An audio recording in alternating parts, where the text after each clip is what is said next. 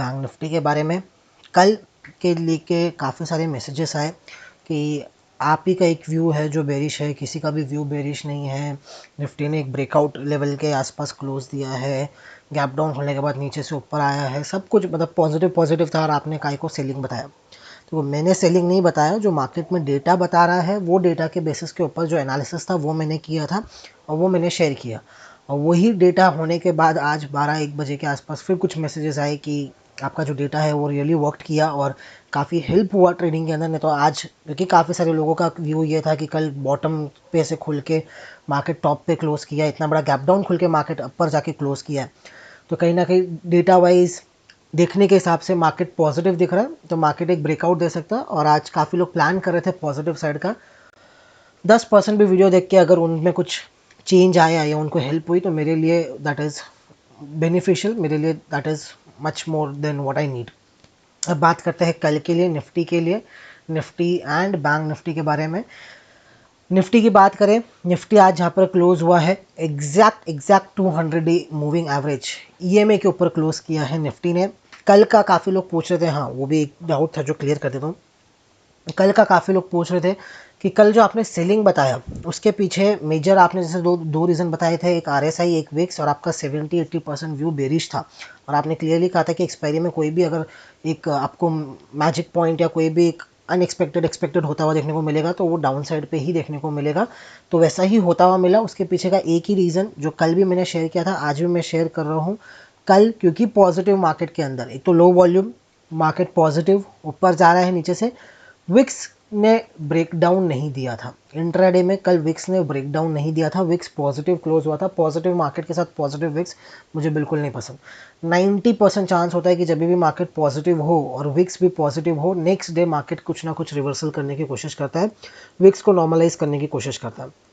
आज की अगर हम बात करें, मार्केट नीचे विक्स ऊपर, वेरी मच नॉर्मल।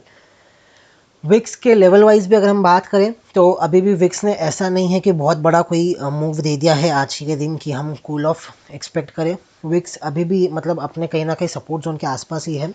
1280 के पास क्लोज हुआ है इजीली, उसके पास चांस है 1570-16 के लेवल्स तक विक्स इजीली जा सकता है। यानी यहाँ से भी आपको करीब करीब 20-25% का विक्स में जंप आता हुआ इजीली देखने को मिल सकता है। तो ये हमेशा एक्सपेक्टेड रखना कि विक्स अपने बॉटम के पास है, तो मार्केट जब भी रिवर्सल लेगा शार्प लेगा, फास्ट लेगा और बड़े रिवर्सल्स लेने की कोशिश करेगा, छोटे नहीं लेगा, क्योंकि विक्स को भी उसको एडजस्ट करना है। अब हम बात करें निफ्टी की। निफ्टी कल के लिए अगर मैं बात करूं, डेटा एज सच कुछ नहीं है, ऑप्शन का डेटा कुछ नहीं है। लेवल वाइज थोड़ा सा हम काम करेंगे, कोई क्लियर व्यू भी नहीं है। जैसा कल व्यू क्लियर था, क्यों? क्योंकि कुछ डेटा पॉइंट्स थे, कुछ हमारा प्रीवियस जो एक्सपीरियंस था वो था, कुछ हमारा जो चार्ट ट्रेडिंग है, वो तीनों को इंडल्ज करके कल एक क्लियर व्यू निकल रहा था। आज की अगर हम बात करें, एज सच कोई बहुत बड़ा डेटा नहीं है इस वीक का। मंथली में हम नहीं कर रहे, वीकली एक्सपायरी का डेटा देखें तो उसमें कोई बहुत डेटा नहीं है। लेवल वाइज भी मार्केट जहाँ पर क्लोज हुआ है, एक क्लियर व्यू के साथ क्लोज नहीं हुआ है कि उसको नीचे जाना है या ऊपर जाना है। लेकिन एक इंटरेस्टिंग चीज़ मैं आपके साथ शेयर करूँगा, उस पर थोड़ा सा फोकस दीजिएगा। कल के लिए अगर हम बात करें, सबसे पहले लेवल वाइज बात करते हैं, फिर वो इंटरेस्टिंग चीज़ के ऊपर हम डिस्कस करेंगे।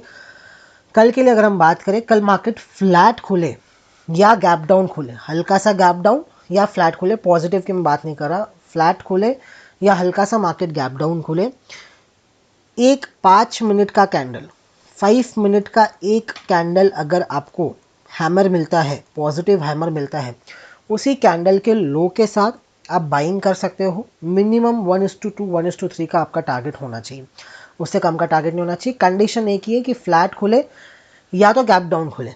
कंडीशन उसके पीछे भी रीज़न क्या है, लॉजिक क्या है कि मैं कह रहा हूँ कि आपको एक हैमर मिलेगी, जैसे ये रेड कलर का हैमर मिला है ना, रेड के जगह ग्रीन हैमर मिलेगा तो ज़्यादा अच्छा होगा। एक हैमर के पीछे का रीज़न ये है कि मार्केट का जो 15 शॉर्टर टाइम फ्रेम पे है, मार्केट कहीं ना कहीं ओवरसोल्ड जोन के आसपास आ रहा है। और ना ही सिर्फ ओवरसोल्ड जोन के आसपास आ रहा है, मार्केट एक सपोर्ट जोन के आसपास भी आ रहा है। प्रीवियसली जब मार्केट यहाँ पे फॉल किया था, जब मार्केट ने एक अच्छा सपोर्ट फॉर्मेशन यहाँ पे किया था 17,540 से लेके 17,580, तो ये जो 40 पॉइंट का जोन है, ये कहीं ना कहीं मार्केट के लिए एक सपोर्ट जोन है। और यहाँ से आपको 40 से 50 पॉइंट का कम से कम एक बाउंस आने की पूरी संभावना है, क्योंकि आरएसआई भी जब वीक हो चुका होगा और मार्केट अपने सपोर्ट जोन के अंदर एंटर कर चुका होगा, तो उस पॉइंट ऑफ टाइम पे आपको एक बाउंस बैक आता हुआ देखने को मिल सकता है। तो ये कल के लिए व्यू है। ओवरऑल व्यू कल के लिए कोई मतलब क्लियर व्यू नहीं है। अगर इसको ब्रेक करता है मार्केट सपोर्ट लेने के बाद, या टाइम वाइज मार्केट थोड़ा सा यहाँ पे टाइम पास करे और फिर आपको 17,500 ब्रेक करता हुआ देखने को मिले, उस पॉइंट ऑफ टाइम पे आप आपका व्यू बेरिश कर सकते हो। Until and unless extremely bearish हो जाना इंट्राडे के अंदर कल के लिए, मुझे अब वो सही नहीं लग रहा। मार्केट सपोर्ट जोन के आसपास है, लेट सपोर्ट ब्रेक होने के बाद ही हम कहीं ना कहीं नेक्स्ट लेग ऑफ सेलिंग देखेंगे। जैसे कल मैंने आपके साथ क्लियरली कहा था कि लेट जो रेजिस्टेंस है, रॉक टॉप रेजिस्टेंस है हमारा 17,800 का, उसको ब्रेक होने दीजिए, उसके बाद ही आप कहीं ना कहीं पॉजिटिव व्यू लीजिएगा। आज भी मार्केट अगर आप देखोगे एग्जैक्ट उसी रेजिस्टेंस जोन में 17,770 17,780 से कहीं ना कहीं रिवर्स ले लिया। तो उसी तरीके से कल भी हाई प्रोबेबिलिटी होगी कि 530 520 के आसपास, 530 से 570-80 के जोन के अंदर मार्केट कहीं ना कहीं सपोर्ट ले सकता है और वहाँ से एक बाउंस आ सकता है। कंडीशन 2, अगर मार्केट समझिए गैप अप ही खुल जाता है, इमीडिएट गैप अप खुल जाता है मार्केट, गैप अप खुलने के बाद तुरंत शॉर्ट मत कीजिएगा। शॉर्ट हमेशा जब भी आप करो रेजिस्टेंस जोन के आसपास जब मार्केट आपको मिले तब शॉर्ट कीजिए, पहले शॉर्ट मत कीजिए। वो रेजिस्टेंस जोन कहाँ आएगा? वो रेजिस्टेंस जोन आएगा आपको 17,650 के आसपास, जो कल हमारा सपोर्ट था। आज भी क्लियरली हमने कहा था कि कल का जो सपोर्ट है वो ब्रेक होगा तो ही शॉर्ट कीजिएगा, वरना शॉर्ट मत कीजिएगा।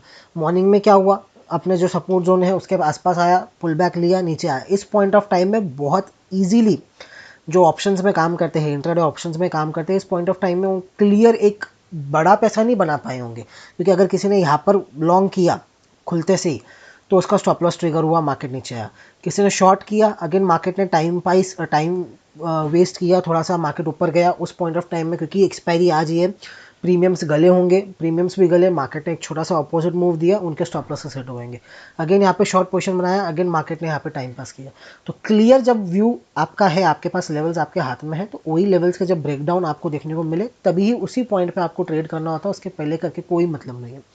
जैसे ही ये ब्रेक हुआ, एक कैंडल सस्टेन करे, उसके नीचे क्लोज करे, इमीडिएट आप आपकी शॉर्ट पोजीशन बना सकते हो। लास्ट के 1 घंटे के अंदर आपको अगर 50 पॉइंट 40 पॉइंट मिलता है, that confidently you can hold it and उसके अंदर आप एक अच्छा एंड बिग मनी क्रिएट कर सकते हो।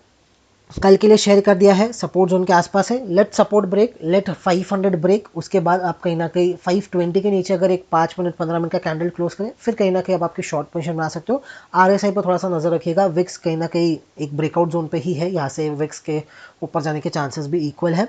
लॉन्ग साइड 17,650 जब पार करे तभी आपको लॉन्ग होना है, तभी आपको लॉन्ग के लिए सोचना है।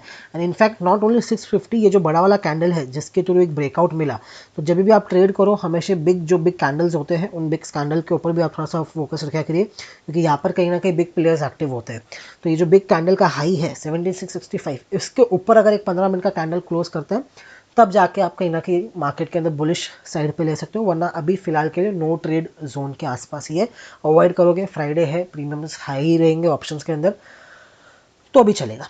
सेकेंड, जो एक क्लियर व्यू निकल के आ रहा है पोजिशनल, निफ्टी के अंदर पोजिशनल व्यू की मैं बात कर रहा हूँ, वो ये निकल के आ रहा है कि कल क्लोजिंग में, पहले इंट्राडे में नहीं करना है, बाउंसर्स आए तभी भी नहीं करना है। क्लोजिंग अगर आपको कल 17,600 के ऊपर मिलती है, जो कि इसका 200 डे EMA लेवल्स है, उसके ऊपर कहीं ना कहीं मार्केट अगर क्लोज देता है, हाई चांसेस है कि मार्केट 18,150 के आसपास, ये जो एक टॉप लगाया है उसको ब्रेक करेगा, 18,200 के आसपास कहीं ना कहीं मार्केट जाने की कोशिश करेगा।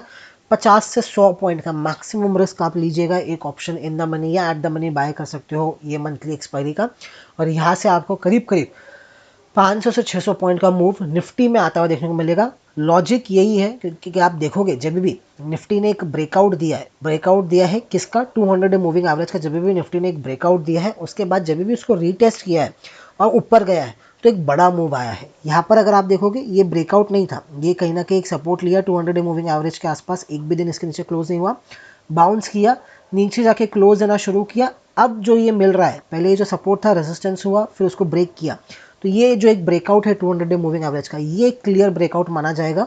ये ब्रेकआउट का आज कहीं ना कहीं अभी तक के लिए, कल का नहीं पता, लेकिन अभी तक के लिए हम कह सकते हैं कि मार्केट ने एक रीटेस्ट किया है 200 डे मूविंग एवरेज के ऊपर। यहाँ से अगर बाउंस लेता है निफ्टी तो 50 से 100 पॉइंट का स्टॉप लॉस या इसी कैंडल के लो का स्टॉप लॉस लगा के आप इजीली 500 से 600 पॉइंट का मूव कैप्चर कर सकते हो निफ्टी के अंदर। पोजिशनल में बात करो, वो भी एंड ऑफ द मंथ का एक्सपायरी का ऑप्शन लीजिएगा, नियर वीकली का लेके कोई मतलब नहीं, अगर मार्केट थोड़ा टाइम पास करता है then you won't be able to make any big money. यहाँ पर अगर आप देखोगे, यहाँ पर क्या हुआ, अगेन 200 डे मूविंग एवरेज के आसपास आता है। यहाँ पर अगर मैं आपको दिखाऊं, ये एक ब्रेकआउट मिलता है, ब्रेकआउट मिलने के बाद रीटेस्ट होता है, मार्केट एक अप मूव लेता है, अगेन नीचे आता है, ब्रेक डाउन देता है, 200 डे मूविंग एवरेज के नीचे कहीं ना कहीं क्लोज करता है, ऊपर जाता है, रीटेस्ट करता है और एक बड़ा मूव देता है। तो जब भी रीटेस्ट होता है 200 डे ईएमए का, तो मार्केट ने एक बड़ा मूव हमेशा दिया है। तो उस मूव को अगर आपको इन कैश करना है तो बेस्ट इज कि अगर कल क्लोजिंग आपको आज का जो क्लोजिंग है उसके ऊपर देखने को मिलता है, 17,600 के ऊपर कहीं ना कहीं आपको देखने को मिलता है, उस पॉइंट ऑफ टाइम पे आप एक पोजिशनल ट्रेड निफ्टी में ले सकते हो।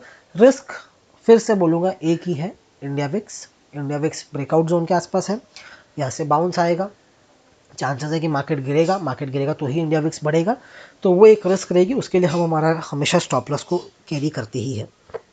बैंक निफ्टी देख लेते हैं फटाफट, वीडियो ऑलरेडी लंबा हो गया है। निफ्टी बैंक की अगर मैं बात करूं, निफ्टी बैंक ठीक है, कल का लो ब्रेक नहीं किया है निफ्टी बैंक ने, तो निफ्टी बैंक तो क्लियरली एक पॉजिटिव व्यू दिखा ही रहा है। निफ्टी बैंक के अंदर ऐसा कोई प्रॉब्लम आया नहीं है अभी फ़िलहाल के लिए, लेकिन हाँ, अगर किसी को बाय करना है तो आज का हाई या कल का हाई ब्रेक करता है तो 50-100 पॉइंट का स्टॉप लॉस लगा के आप बाइंग कर सकते हो। रेजिस्टेंस जोन के आसपास है, एक चीज़ क्लियर है, ब्रेक अगर आज का लो करता है, निफ्टी बैंक अगर आज का लो ब्रेक करता है, उस पॉइंट ऑफ टाइम पे आप अगेन शॉर्ट पोजीशन बना सकते हो। निफ्टी बैंक में सपोर्ट दूर है, ऐसा नहीं है कि निफ्टी बैंक का सपोर्ट नज़दीक ही है, सपोर्ट जोन के आसपास ही है, लेकिन अगर ये ब्रेक करता है 41,150 41,150 का ही लेवल अगर ये ब्रेक करता है, एक कैंडल क्लोज करे, उस पॉइंट ऑफ टाइम पे आप आपका शॉर्ट पोजीशन बना सकते हो। सपोर्ट थोड़ा दूर है तो वो आपको 40,800 41,000 के आसपास कहीं ना कहीं एक नया सपोर्ट बनाने की कोशिश बैंक निफ्टी कल के दिन करता हुआ आपको देखने को मिल सकता है। धन्यवाद।